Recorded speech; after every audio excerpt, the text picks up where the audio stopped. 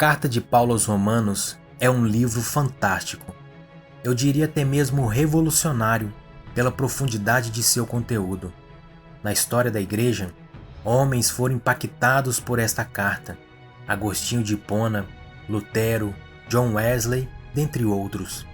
Alguns estudiosos o chamam de o Quinto Evangelho, pois é nesta carta que o apóstolo Paulo vai explicar sistematicamente o que é o Evangelho.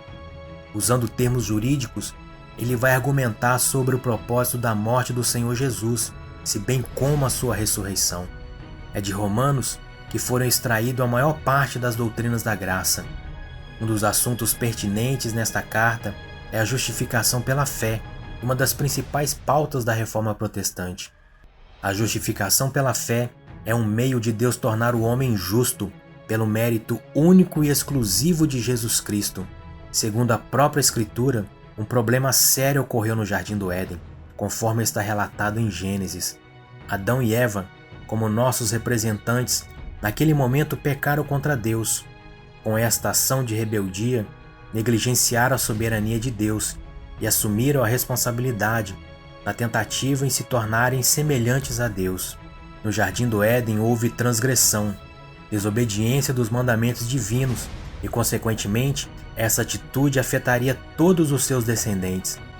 Todos pecaram e destituídos estão da glória de Deus. A partir deste momento, toda a humanidade ficaria à mercê da condenação, recebendo o pagamento pela ofensa, e a pena para Adão e Eva e todos os seus descendentes é a morte.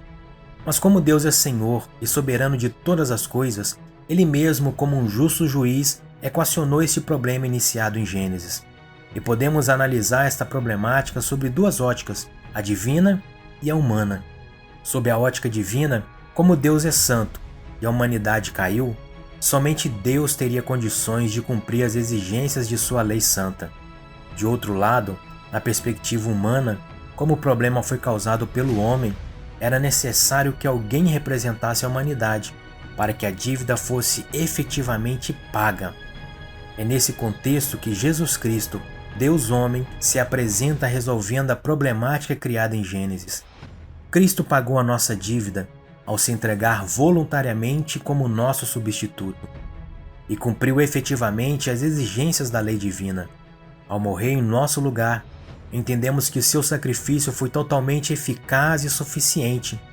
Naquele momento, Cristo estava levando sobre si todo o nosso pecado e, em contrapartida, Ele estava imputando em nós a sua própria justiça. Mas uma pergunta fica no ar. Como eu sei se o sacrifício de Jesus Cristo foi aceito? A resposta é simples. Deus o ressuscitou dentre os mortos. A obra de Cristo não para com sua morte, mas é completa em sua ressurreição. E cremos na ressurreição de Cristo.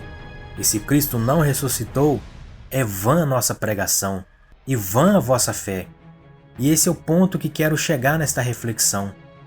Paulo defende um princípio importante em sua carta aos Romanos, explicando o propósito da morte e ressurreição de Jesus, o qual foi entregue por causa das nossas transgressões e ressuscitou por causa da nossa justificação. Na morte de Jesus, as nossas transgressões estavam sendo perdoadas.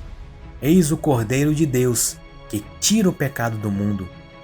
Em sua ressurreição, a cédula de condenação estava sendo rasgada, e a própria justiça de Cristo recaiu sobre nós. Somos justificados em Cristo Jesus, e se estamos em Cristo, nova criatura somos. As coisas velhas se passaram, e eis que tudo se fez novo. Celebremos com júbilo, pois o Cordeiro que estava morto agora triunfou sobre a morte e ressurreto está para todo sempre. Amém, amém e amém.